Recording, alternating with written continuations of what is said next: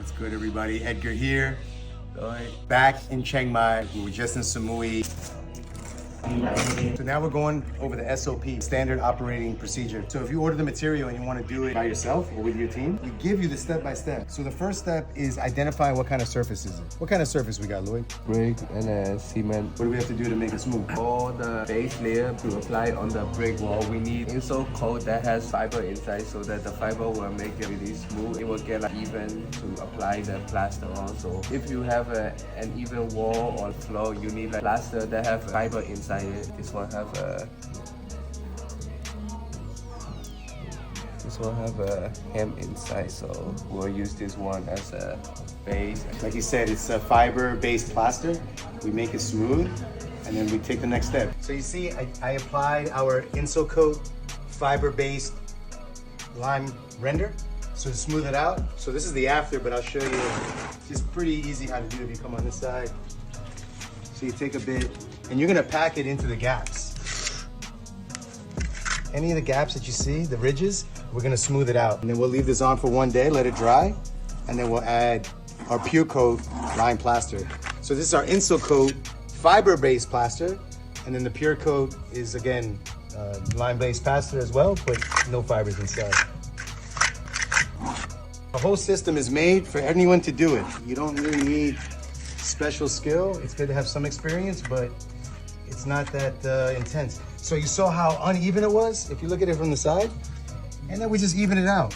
So you see like the gap here? Check it out. Like this is coming out a little bit. Ooh, and we just smooth it right out. Very, very easy. So if you don't want to use cement render, you can use our Insolcoat.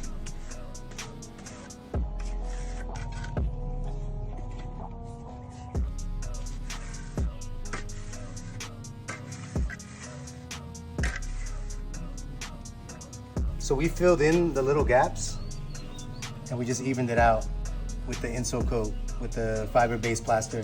So we're gonna leave this for 1 day, yeah?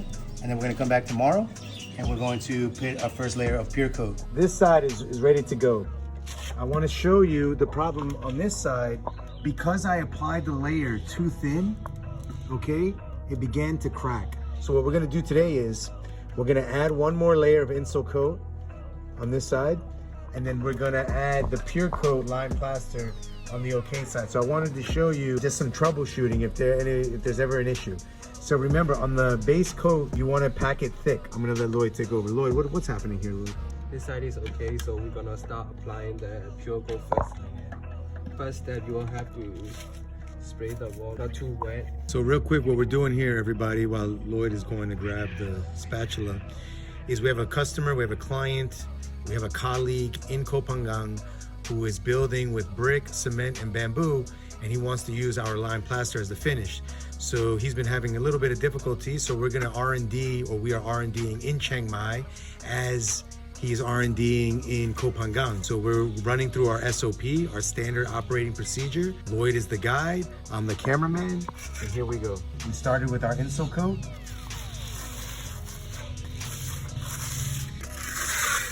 So the Insolcoat is the thicker layer because it's filling in the gaps and it's smoothing it out. And then when we go to the lime plaster Pure Coat, it's gonna be thin. If you do the big walls, make sure you start with the corner first. So you heard the man. If you're starting on bigger walls, larger space, start with the top corners first. Not only the top, like every single corner. So if you start from the left, get this corner, and then do the middle part, and then get more corners, and then do the middle one. So start with the corners and then go to the middle. So we'll follow him. I'll make videos, no problem. Lloyd has accepted the mission. He understands the blind plastic game. The girls getting bigger. So if you see there with the application of the plaster, very thin, small strokes.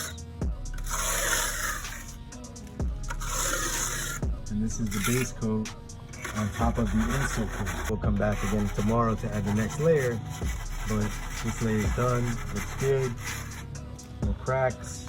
Very smooth, no discoloration, no watermarks. Now we're gonna go to this side. And on this side, as I said, I applied it too thin. And when you apply it too thin, it creates cracks.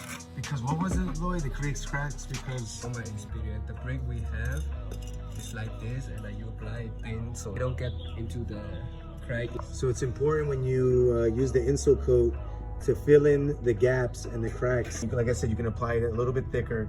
When it's too thin is what causes the crack. So that was my mistake. So here it didn't go all the way. Here you see it needs to be pushed in complete. So yeah, you need to pack it nice, pack it well, but no problem. I'm gonna let Lloyd take it away. And this is the Insolcoat. This is the fiber-based plaster. As you can see, it's a little thick.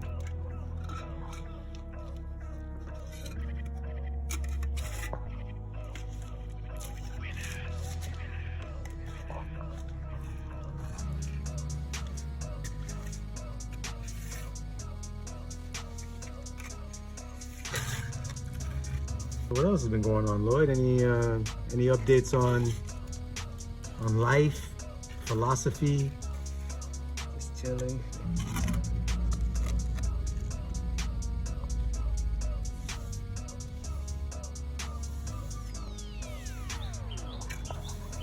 If Lloyd makes it look easy, it's because he's been doing it a long time now. Yesterday I was rushing, and that's what made it thin. But now we're taking our time and just... Man, that's a beautiful thing, man. Make sure the Insolcoat is thick. You can just also do like this. So the texture, it should stick. It shouldn't be like too wet. Let's see, I'll put it on his hand there. I always recommend using gloves, by the way. Lloyd's a rebel. This side, there was a crack on the first layer. We applied it thin, so there was like a crack. So we applied the one new base. We can still use this as a base, so we just apply one new base. We'll see how it goes tomorrow when it's dry.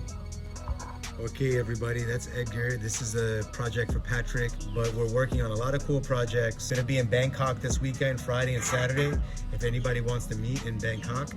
And I'm gonna cut and edit this video. Okay, peace.